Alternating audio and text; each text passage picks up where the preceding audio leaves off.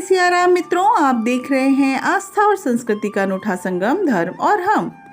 अक्सर मुझसे व्यक्तिगत रूप से अथवा वीडियो में कमेंट के माध्यम से यह प्रश्न सामने आता है कि हम ऐसा क्या करें जिससे महाराज की कृपा हमें प्राप्त हो, वे हमसे प्रसन्न रहें। यदि आपके मन में उठता है यह प्रश्न तो बने रहें वीडियो के अंत तक। मुझे इस समय विनय चालसा की कुछ पंक्तियां याद आ रही हैं।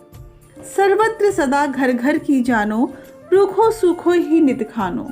भेष वस्त्र है सादा ऐसे, जाने नहीं को साधु जैसे। ऐसी है प्रभु रहन तुम्हारी, वाणी कहो रहस्यमय भारी। सही मायने में देखा जाए तो बाबा महाराज ने कभी कोई प्रवचन, कोई सभा की ही नहीं थी। वे सड़क के किनारे भी बैठ गए तो वहीं सत्संग हो गया। वेशभूषा भी ऐसी कि देखने वाला थोड़ी देर आश्चर्य करता था कि क्या वास्तव में ये कोई साधु हैं। ना कभी उन्होंने कोई जप बताया, ना ही तप, लेकिन उनकी साधारण बातों में जो सार, जो मर्म होता था, जिसने उसे जान लिया, समझ लीजिए बाबा के हृदय तक पहुंचने का मार्ग जान लिया। बाबा ने बताया था कि आपको अपने इष्ट के प्रति पूर्ण श्रद्धावान रहना चाहिए। जिसे भी अपना गुरु अथवा इष्ट आपने माना है, कभी उस पर संशय नहीं करना चाहिए। शायद इसीलिए बाबा ने रघुदा के पिताजी, जो कि शिव भक्त थे, उन्हें शिव रूप में, तो रमा जोशी जो कृष्ण की आजीवन भक्त रही, उन्हें कृष्ण के रूप में अपनी छवि दिखाई थी। अक्सर होता है यदि हमारे काम नहीं बन रहे, परिस्थितियां विपरीत हैं, तो हम अपने इष्ट को इसका जिम्मेदार मानते हैं। और मजे की बात तो यह है कि समय आने पर इष्ट भी बदल देते हैं। ऐसा नहीं करना है। गुरु अथवा हमारा इष्ट एक पतवार की तरह है जिसे कसकर पकड़े रहना है, क्योंकि इस भाव सागर में वही तो हमें किनारे लगाएगा। एक बार अमर नारायण मल्होत्रा जी ने मुझसे बताया था कि उनके पिता सूरज नारायण मल्होत्रा जी विंध्यवासिनी माँ के प्रबल उपासक थे। जीवन भर उन्होंने माँ की उपासना की, किंतु जब महाराज जी लखनऊ स्थित उनके आवास पर आते थे तो सूरज बाबू महाराज जी की ठीक वैसे ही उपासना करते थे जैसी कि वो माँ विंध्यवासिनी की करते थे। अतः महाराज जी की पहली शिक्षा थी कि अपने इष्ट के प्रति पूर्ण श्रद्धावान व निष्ठावान रहना। दूसरा, बाबा का कहना था, भूखों को भोजन कराओ।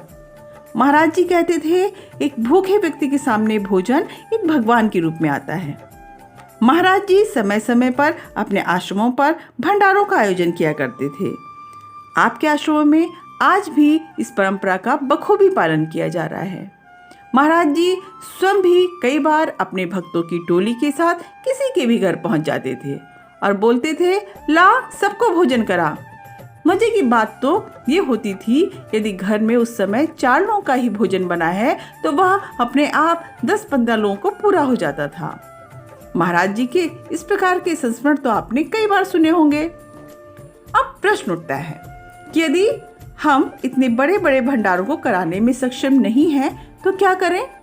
तो बिल्कुल साधारण सा जवाब है इसका कि कोशिश करें कि आपके दरवाजे पर अथवा आपके घर में कोई भी अतिथि आए तो उससे अपने सामर्थ्य अनुसार बिना जलपान के न भेजें। दोपहर की लू में कोई रिक्शा वाला आपको घर तक लाया है तो उसे ठंडे पानी को तो पूछ ही सकते हैं। सुबह होते ही छत पर जाकर मुट्ठी भर अनाज बिखेर दीजिए। बस देखिए, हो गया चिड़ियों का भंडारा। थोड़ी सी चीनी चींटियों के बिल के पास रख दीजिए, हो गया चींटियों का भंडारा।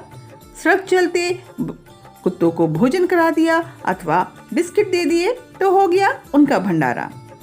और यदि आप में सामर्थ्य है तो प्रतिदिन सड़क के किनारे अपने नुक्कड़ पर पड़े भिखारी अथवा पागल के लिए भोजन रखकर उसे तृप्त कर दिया तो समझिए आपने महाराज जी को तृप्त कर दिया।